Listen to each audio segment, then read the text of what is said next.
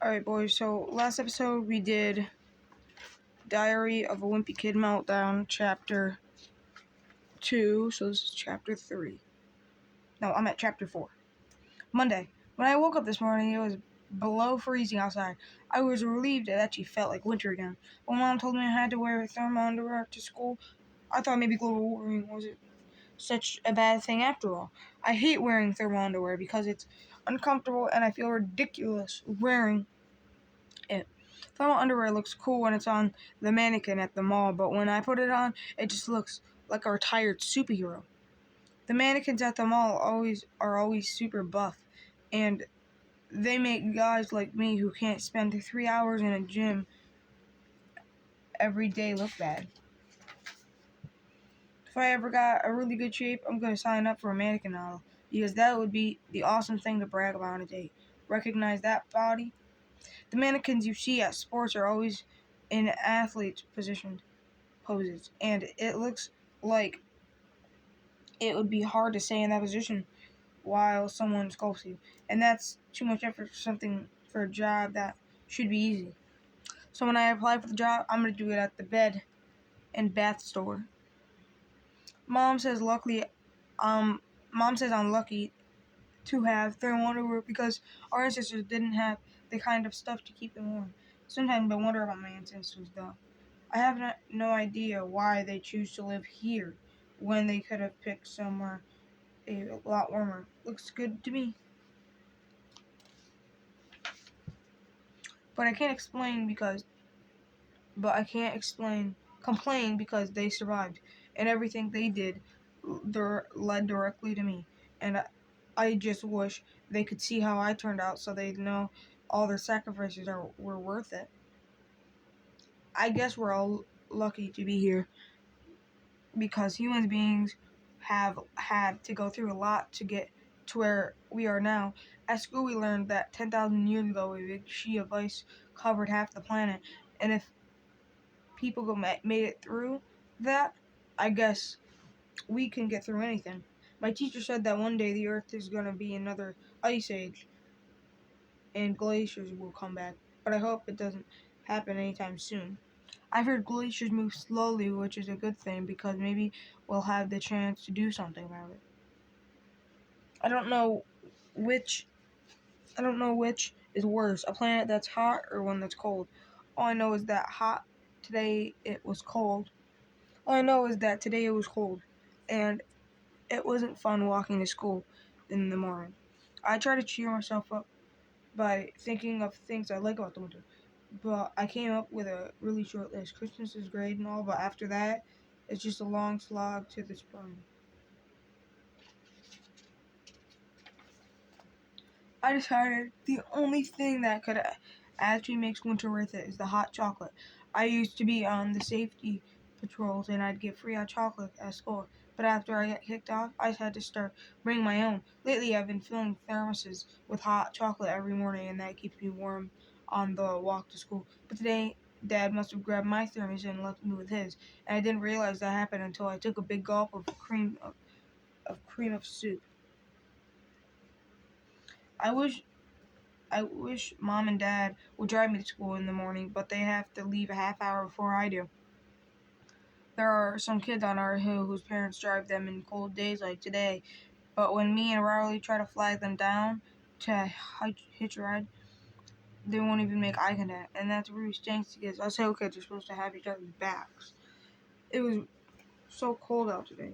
The teacher decided to keep us indoors at recess, which was perfectly fine to me. The last time we had an indoor recess on a day like today, Albert Sandy was saying it was so cold that your spit would freeze before it hits the ground. Well, it turns out he was wrong, and recess that day was a total nightmare. Usual indoor recess isn't fun. We're supposed to play board games and do arts and crafts, but kids always get restless and find other ways to living things up. So today our teacher said that we're going to try something new. She taught us how to play a game called Museum, where there where everyone has to freeze like a statue and hold still for as long as possible. It was actually pretty fun, but when recess ended, I realized it was just an easy way to get us to behave for half an hour. The thing I don't like about being indoors in school in the winter is that a lot of kids are sick, and I really don't want to get someone getting me sick. Our school is full of germs, and nobody covers their mouth when they cough or sneeze. Walking down the hallway between classes is like walking through a war zone. Nobody remembers to sneeze into the crook of their arm, and kids like Albert and Sandy aren't helping things. Today at lunch, Albert told a story about a guy who covered a sneeze, and when he did, he blew his head off clean.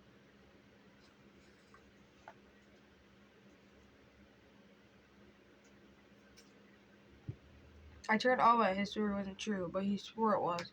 He said the guy actually survived, and now he works at a grocery bagger at the local Shop and Dash. Albert always spreading bad information like that, and the kids at my table believe every word he says. So now there's zero chance any of these guys are going to cover their mouths next time they have to sneeze. A couple of weeks ago, Albert said that when someone's pet dies in the winter, they have to wait until the ground thaws in the spring before it can be buried.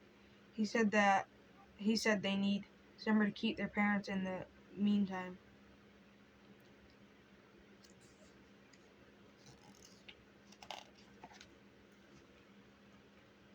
Albert said the people in our town use the school cafeteria walk-in freezer to store their pets for the winter, and that right now it's full to capacity.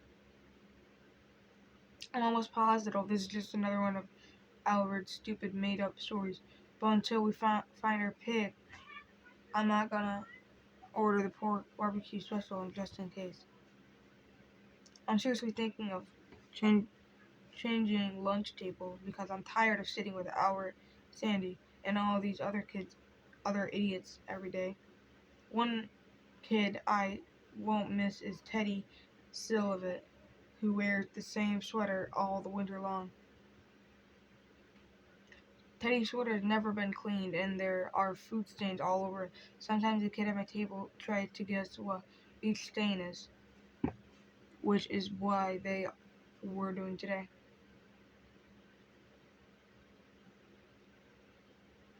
See, the reason girls at my school have pictures of pop singers in their lockers?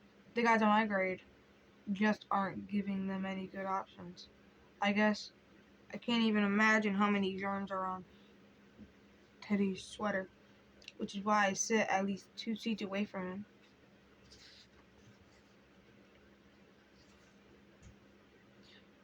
Most of my brain power at school goes to keeping tabs on whose germs are where, and I've already filled up 2 notebooks this winter. The times it's the times it gets tricky is when you have the twins like Jeremy and Jameson Garza, and I can't tell them apart. And today it looked to me like one was sick, but the other one wasn't. I was trying to spitball and stuck in the sick one's hair to make it easier to keep track of him. The only good thing about being sick is that cherry lozenge mom gives me when I have a sore throat. I know you're supposed to suck on them really slow, but I chew those like candy, and I go through a few packs a day. The girls in my grade love the smell of cherry lozenge, which almost makes me sick worth it. Being sick worth it.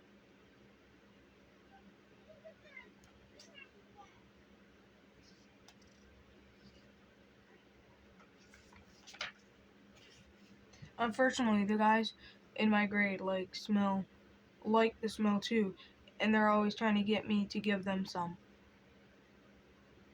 A few weeks ago, I thought I felt a sore throat coming on, and I brought 3 packs of cherry lunch to school with me. I kept one in my pocket and the other 2 in my locker.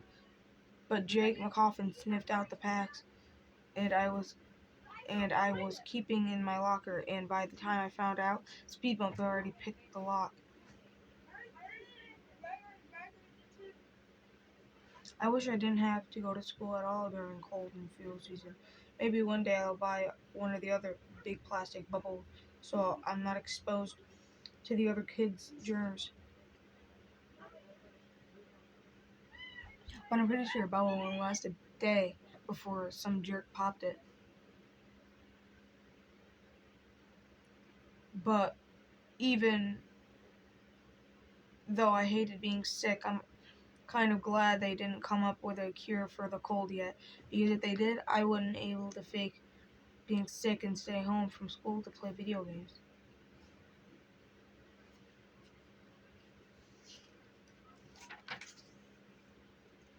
It was even colder today on the walk home than it was to the walk to school, and this time me and Riley were facing the wind, which made it 10 times worse.